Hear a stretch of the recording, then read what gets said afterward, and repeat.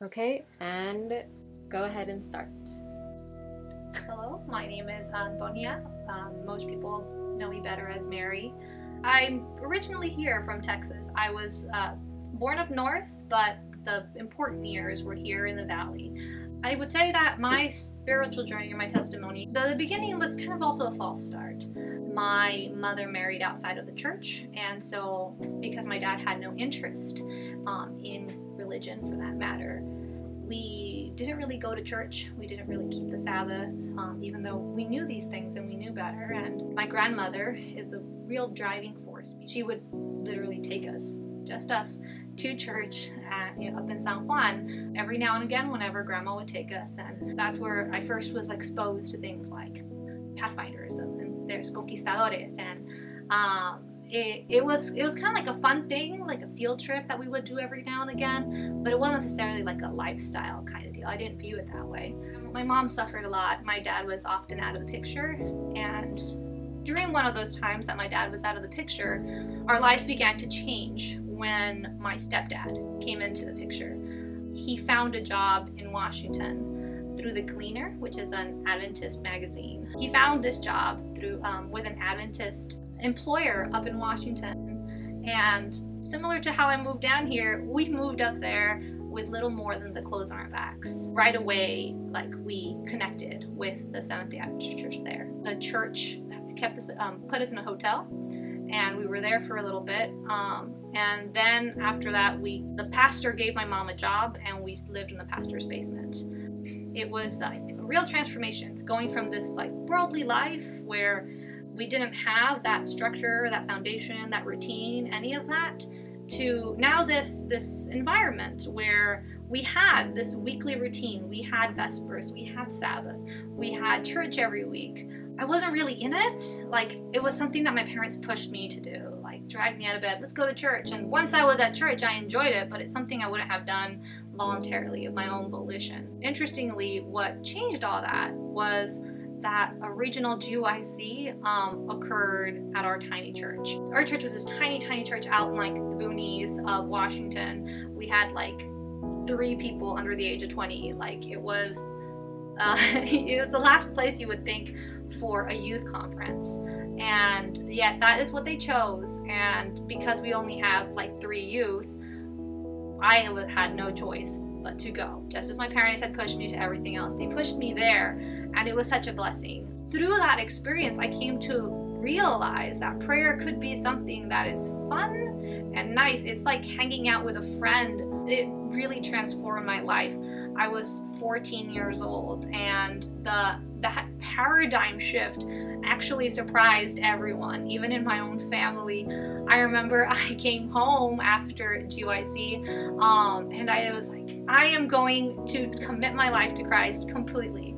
I was so excited. I got home, and I was like, I'm gonna get rid of all the distractions. It's gonna be Christ only, always, ever. And so for me, I'm a reader, so that was a lot of books. I got rid of so many books that day. My mom literally stared at me with shock as I burned books. Many of my friends would probably be like, we'll never talk to you again because you burned books.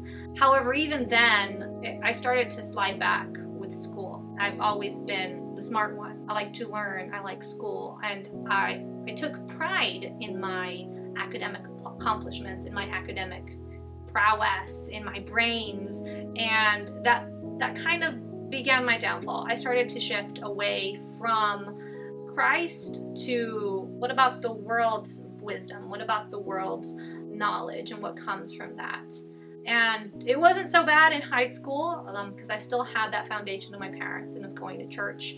Definitely by the time I got to college, I had become kind of lukewarm. At that point, I definitely did shift. My entire focus, both spiritual, personal, interpersonal, everything was focused on this, on my academic ambitions, on what I wanted to do. And I was fixed 100%, my entire mind, that I was willing to give up everything to be a doctor. I wanted to be a missionary doctor. By the time I graduated college, it really was just kind of like that 911 Jesus situation, where you only really turn to God when you need Him, or when it's convenient, like say if your friend is going through a hard time, suddenly you can whip up these texts to help your friend, but as soon as your friend walks out of the room, it's business as usual.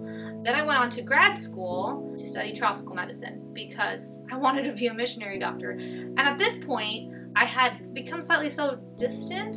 My priorities had shifted so much to a worldly achievement sense that although I still wanted to go serve, I didn't necessarily want to be a missionary doctor. I wanted to go with like MSF, Doctors Without Borders, a more secular but still like global emergency response.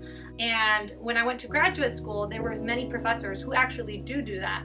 I don't want to blame New Orleans, that's where I went to grad school. Towards the end of undergrad, I had started getting into some foolishness, mostly alcohol, even though I knew better. And in grad school, it intensified. Between the distractions and that come with living in a downtown city that is just vibrant and full of distractions, I would drink, and that was not helping me at all. And especially during grad school, I got really, really distant. And I reached the point where I started to question if I even wanted to keep calling myself a Christian, because I felt that like it was a lie. I wasn't necessarily being genuine with it. I had a roommate in grad school who was a recent convert to Christianity. I believe her family is Buddhist. And she had questions, and so she had doubts. And she would say, "Hey, Antonia, you know about God." And I remember those conversations that really made me think about, am I really Christian? Like, I have these facts, I've memorized these verses, but is it really me? I had so much pride, is what really it all boils down to. This idea that I could do it myself, I could get there, I didn't really need God to guide me through it. And it's silly because the source of my intelligence, the source of my energy, of my drive, of my ambition is obviously God-given, and yet I was using it for myself and I wasn't giving him credit for it. I reached a point where at the end of graduate school, I had been at this position of complete confidence and pride in myself and in my knowledge and everything. I could do it all.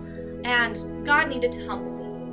Scripture tells us that God opposes the proud but gives grace to the humble. So I needed to be humbled, and God in his almighty grand scheme of things was seeing that I was being this stiff-necked person who wasn't listening despite all the things I went through, ER hospitalizations, all kinds of foolishness, and I wasn't listening, I wasn't turning my head. God knew he had to humble me. Because of my academic career terror paralysis, I went home. I was brought back into that environment where my family was going to church. I'm Mary, why don't you come to church with us? And I was like, well, I haven't been to church in a while, I don't know. I guess I'll go. That's where I really realized just that distance. I finally witnessed how great that gap had gotten. I still had that pride that hadn't been broken yet, that needed to be broken in order for me to want to bridge that gap again. And that happened very quickly when I didn't get into medical school. When I got 20 rejection letters, and then I applied again and I got 20 more rejection letters. As I was getting those rejection letters, I began getting more and more depressed and like shocked and shook and broken. And I remember that in my distress, at one point I was sitting there with my mom and I was like, "Mom, I don't understand why this is happening." And my mom told me to pray about it. I remember I told my mom, "Mom, I don't need to pray. If God really wanted me to pray, he would bring me to my knees." And it was descending into this darkness until when my MCAT expired and I got that final rejection letter. Like, that was it. Like, there was nothing left. I was at my knees, and I, at that point, living by myself, so I had isolated myself, not just from God, but from the people around me. I had gotten to this very dark frame of mind where I did feel very alone, and I felt forsaken. I would sit at home at night, and I would be in such distress and darkness and sadness that the temptation for suicide would show up, right? And that's when it started. I started praying, and I started praying for my brother, actually. At the time, he was also going through some difficulties. It got to the point where the only reason I would get up and go to work was because I needed the money to feed my dog. And the only reason I ate was because I needed to eat to go to work.